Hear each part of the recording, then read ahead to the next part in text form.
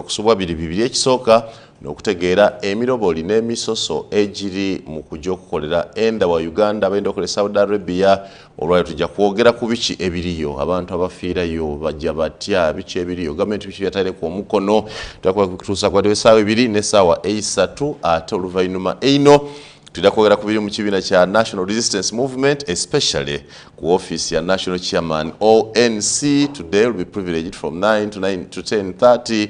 We'll be hosting Dr. Brenda Jessica Tibamwenda, the Deputy Public Relations Officer at the Office of the National Chairman, to also understand more of what happens there. We'll take you through markets. Why not?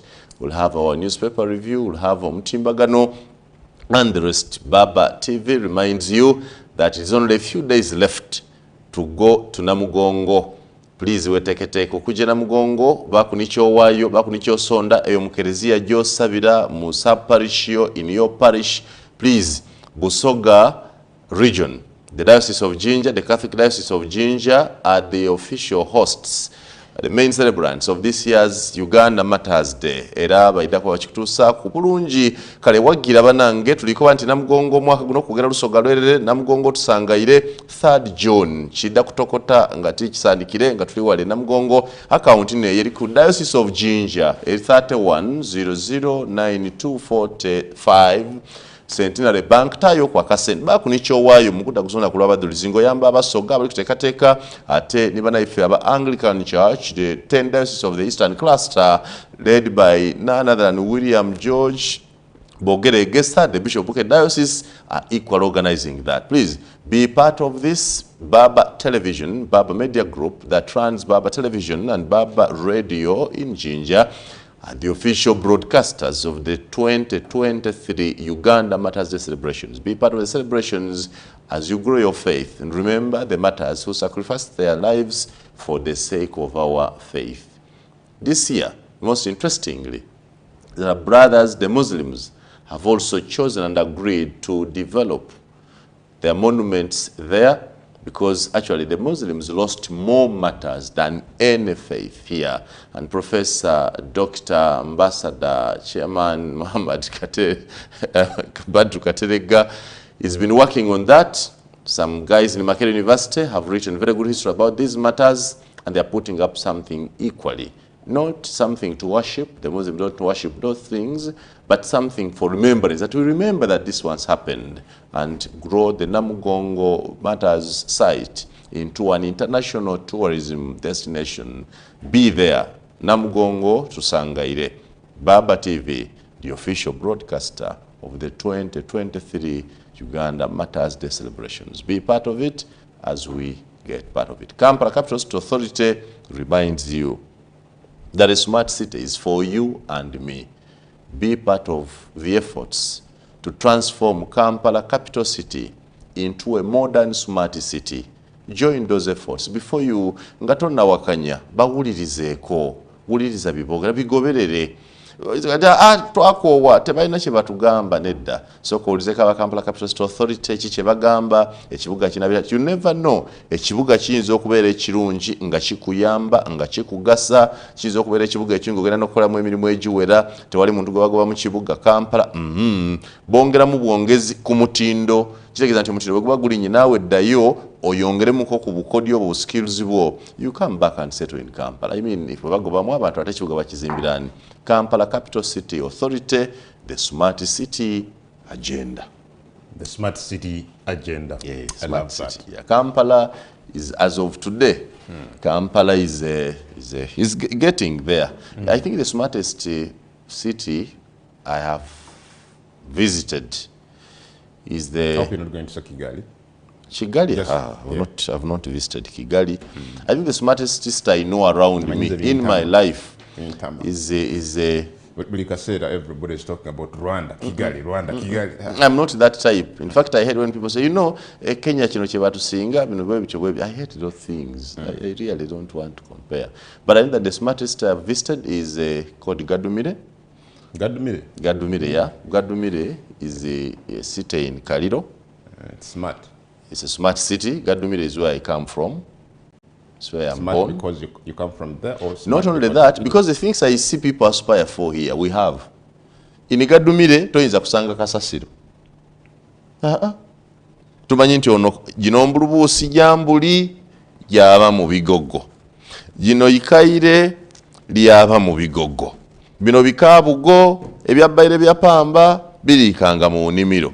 So buli kintu kiwandirohoze lyoti kasasiro tulina hetukita toyinza kwagirya bizibu tetugubire ekintu ewaiso amayiza getunywa tumanyi nti ganagena ikonta gaba gakunywa, ganagensulo gaba gakuwoza toyinza kwagana tako kuwozya nga abiro kuna ikonta.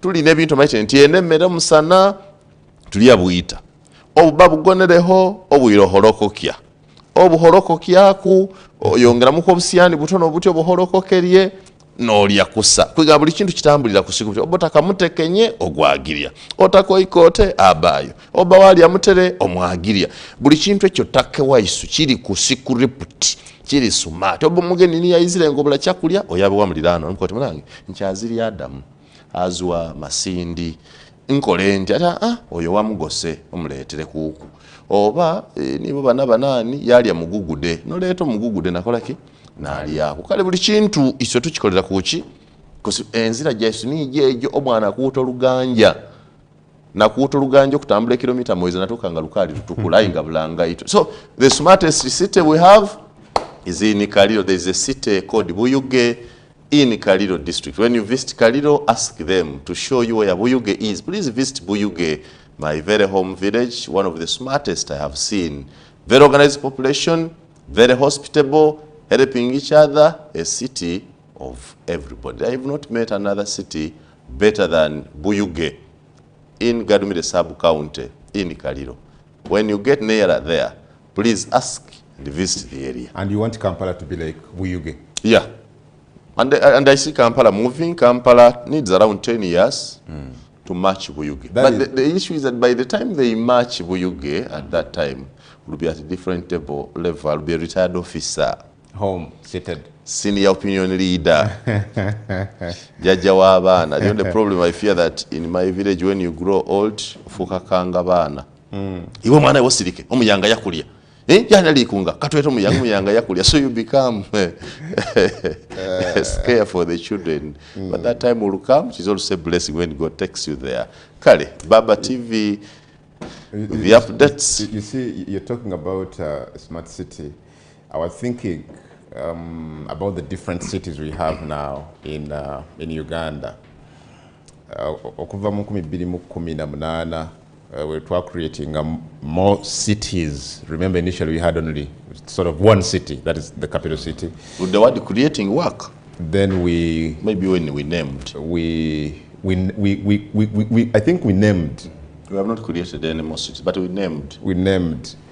And since operationalizing these cities, I've been thinking Kampala, in my view, yandibadde ekyokulabirako ekyebibuga ebirala. And I'm wondering whether when you look at Kampala, olowooza kyakulabirako kirungi eri Gulu City, kyakulabirako kirungi eri ebibuga ebyenjawulo mu ggwanga ebijja.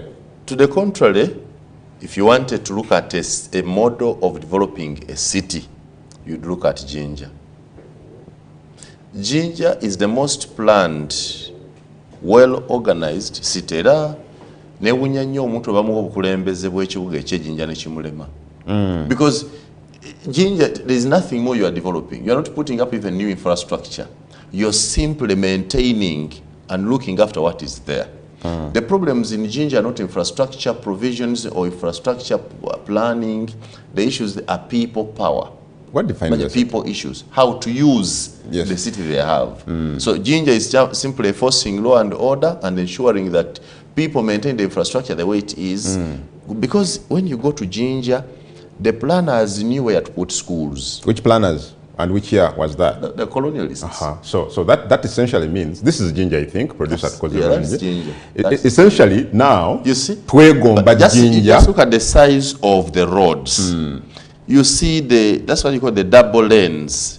You see those junctions. They are not vitale wafe, ibusogeza ino vitala munjiro omo because tuli bawugulavu ino nti omuntu talina kyakukola ebitalambibwa na mu cities abawugulavu ife idinda nga bw'omubona ebitalagazayo omuntu amanya ati buti nteekwa okwemerera gundi asale nteekwa okutambula gundi atambule so tuza tukali kufuna bitaala ebyo bityo but you can see how Jinja is planned. What is killing Jinja is the way we are changing youth. Nti baliwe bali bateeka amayumba g'okusulamu ate oli osanga ataddemu eddwaliro oba essomero. But the way the city was planned, everything was put in its right place. You know where to go if you want a school. You know where to go if you want a hospital. You know where to go if you want administrative centers. So it would be the model. Bobot Nulida, Jinja would be the model. It would be the but model. Is it the model? In terms of planning, it would be, but is it the model?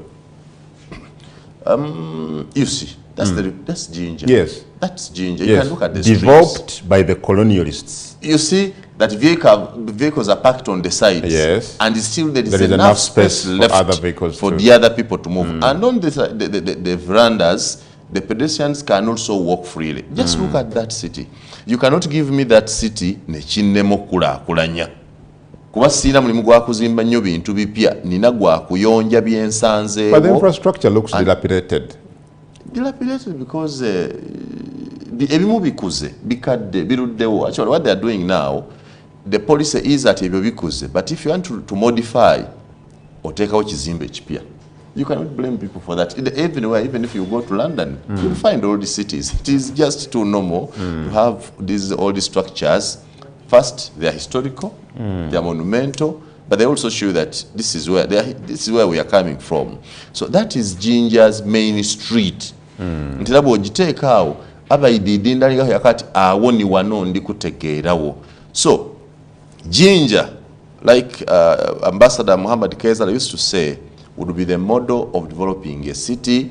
Kampala is no longer that model. You can create a smart city. By the time you take and the resources you need to develop Kampala into a smart city are much more than what determines you the need. city? One? Infrastructure? Not infrastructure. You know, the infrastructure first. It's important, but the people. The city is the people. That's my mind. The city is the people. The city are the services in the area. What are you offering? For example, if you gave Jinja has an airport. I think you know that there's an airstrip there in Chimaka. Jinja has used to have a ferry for water transport. Jinja has railway transport. There's a railway station there. Jinja has these good roads. Jinja had one of the largest bus parks there, and a separate tax park there. When you want to meet Juwakalis in Tinjagala, Juwakalis, Jinja set up an area for them.